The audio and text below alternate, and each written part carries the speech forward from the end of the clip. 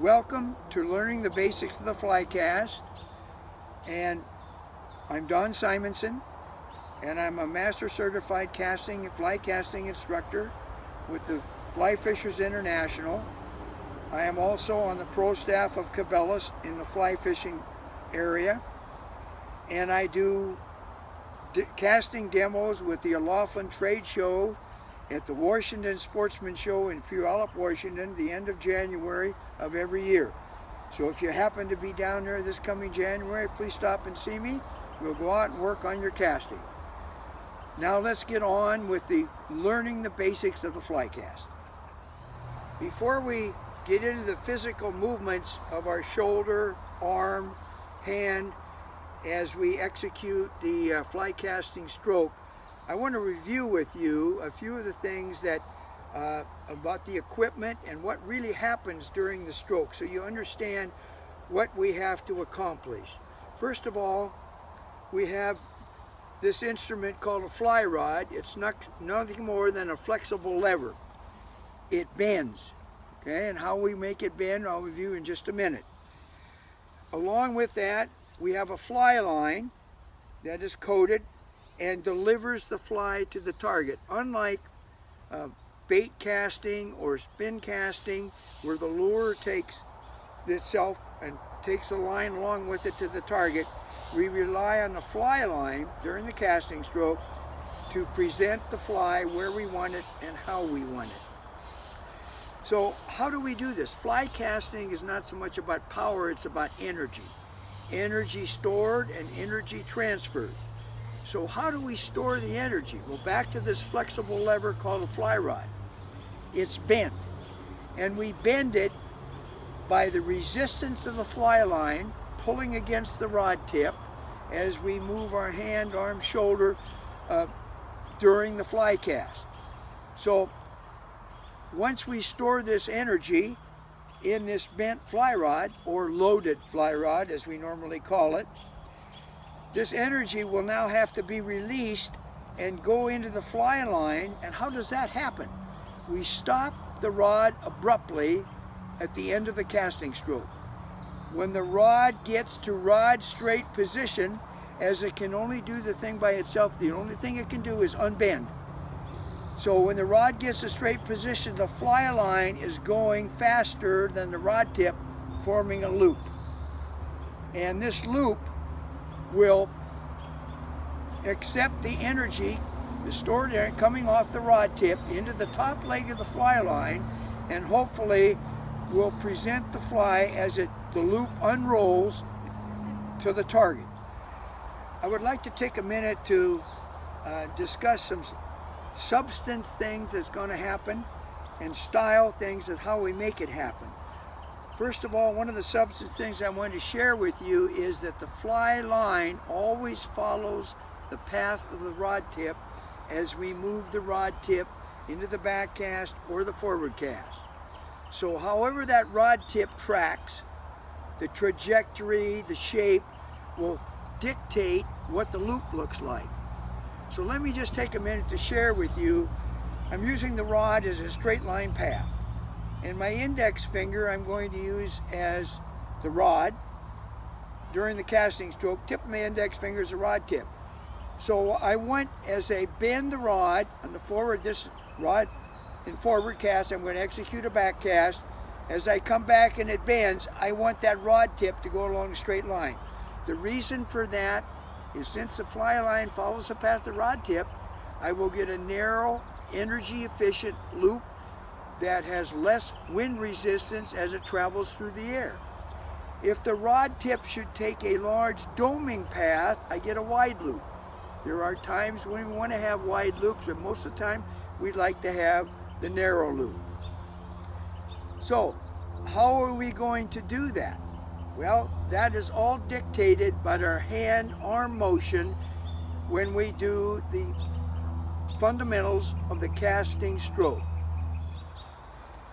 So when we get into the actual casting process, I want to review with you also a couple of basic stuff, and these are style things, but how are we going to stand? Well, you see different instructors. You put 6 of us up there, we got 6 different ideas, and they probably all work. I like to have my students relax, bend the knees, and relax, and maybe just a square stance. Maybe if you like to have your right foot forward, if you're a right-handed caster, a little bit, that's fine. Or you want to move your right foot back a little bit if you're a right-handed caster. Conversely, if you're left-handed, it'd be left foot forward or left foot back. But I like to start my students with a square stance. So that said, how are we going to grip this fly rod? Well, there are 3 different styles of grip, and they all have pluses and all have minuses. Okay, so the first grip I'm going to show you is the one most of us will use, is the thumb on top grip. Notice my index finger is slightly extended, thumb's on top, and there's reasons for that, for rod control. Wherever you grip the cork doesn't make any difference, wherever it feels good. So knowing that, I won't go into the other 2 styles of grip. We'll keep it simple, but they work. They've got their drawbacks and they've got their pluses, but this style is universally used and is done very well. Okay, so let's get into the actual casting process now. And we're going to have just kind of a square stance, relax, and we're going to grip the rod, thumb on top, and the index finger slightly extended, with my ring finger and my little finger are going to be the brunt of the abruptness of the stop. We'll get into that when we talk about the stop.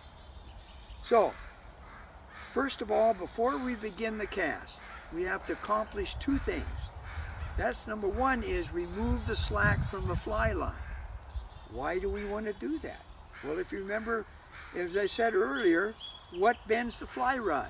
The resistance of the fly line pulling against the rod tip. So if I have a large amount or slack in the fly line, before I begin the cast, I won't be storing the energy into the fly rod. The second thing I want to do is I want to point the rod tip at the fly line.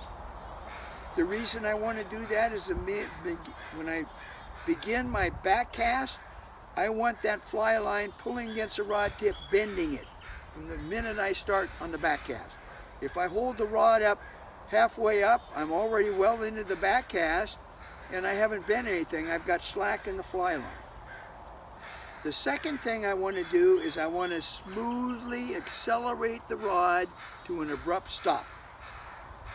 Let me repeat that. Smoothly accelerate to an abrupt stop. So from here, I'm going to accelerate smoothly to, I'm going straight up and down. When I stop on the back cast, I'm going to be right here. My hand is right even with my ear. Okay? And I'll explain why that should be. Okay?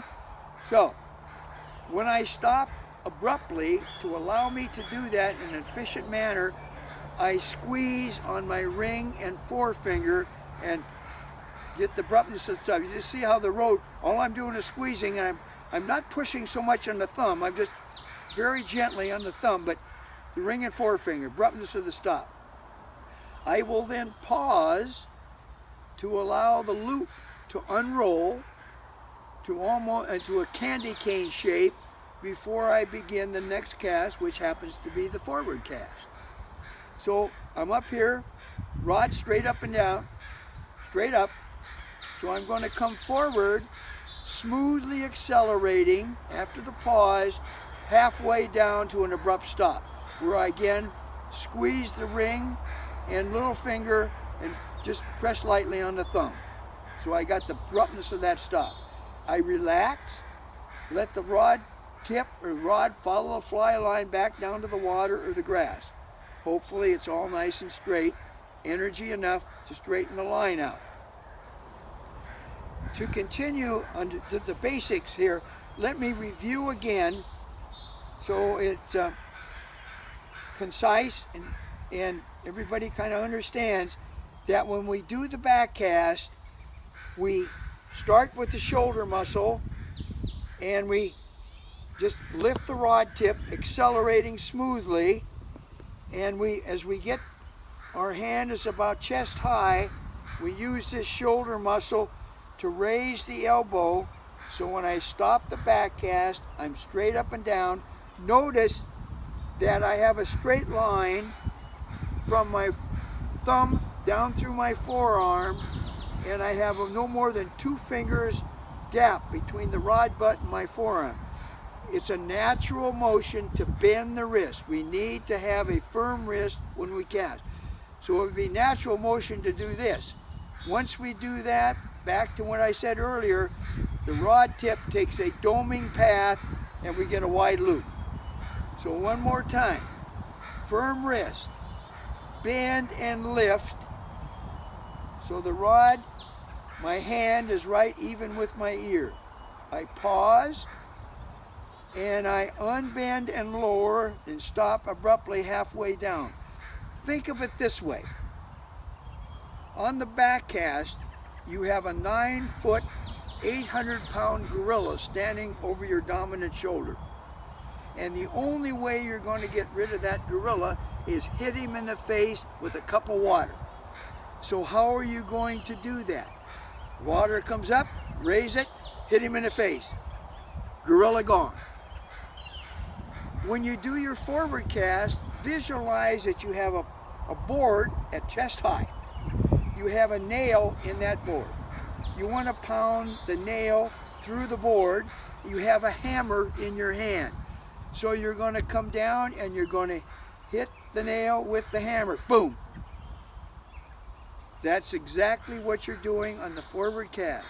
Smoothly accelerating halfway down, abrupt stop, relax, let the rod tip and the rod follow the fly line back down. The only time you should have a death grip on the cork of the rod is when you stop it.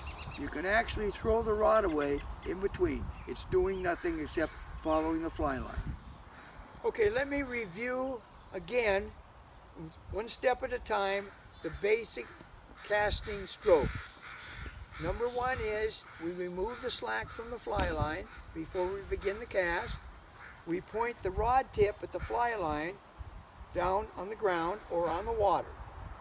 We keep a firm wrist, thumb on top for now. We smoothly accelerate and to an abrupt stop as we move the rod tip in a straight line path. So we smoothly accelerate, abrupt stop. Pause, let the loop unroll almost. Smoothly accelerate, half pause, drift down. Up and back, down in front, drift down.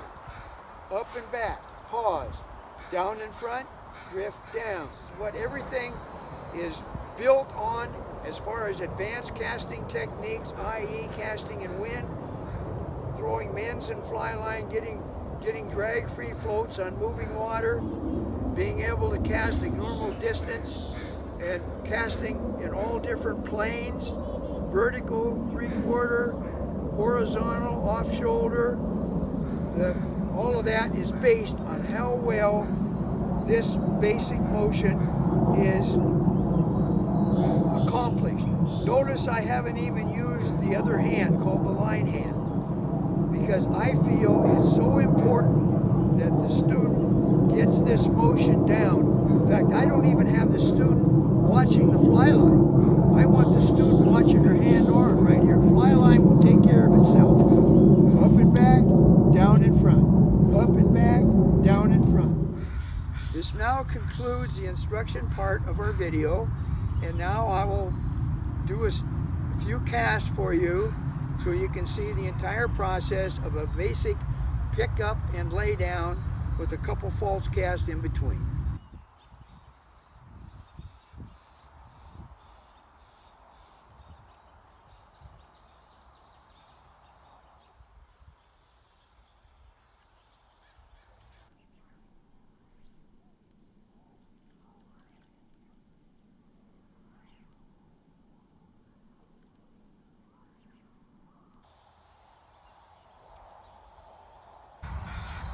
This concludes my video. I hope you enjoyed it.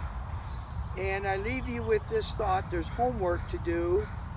I recommend you go in your backyard with 20 feet of fly line outside the rod tip. I normally have my students mark the fly line at 30 feet, and I put the 30-foot mark at the cork and have them do this basic pick up and lay down motion until the line exercises tight loops, both forward cast and back cast, and when you lay the line down, it's nice and straight. Once you obtain that, you might want to extend a little line a foot at a time.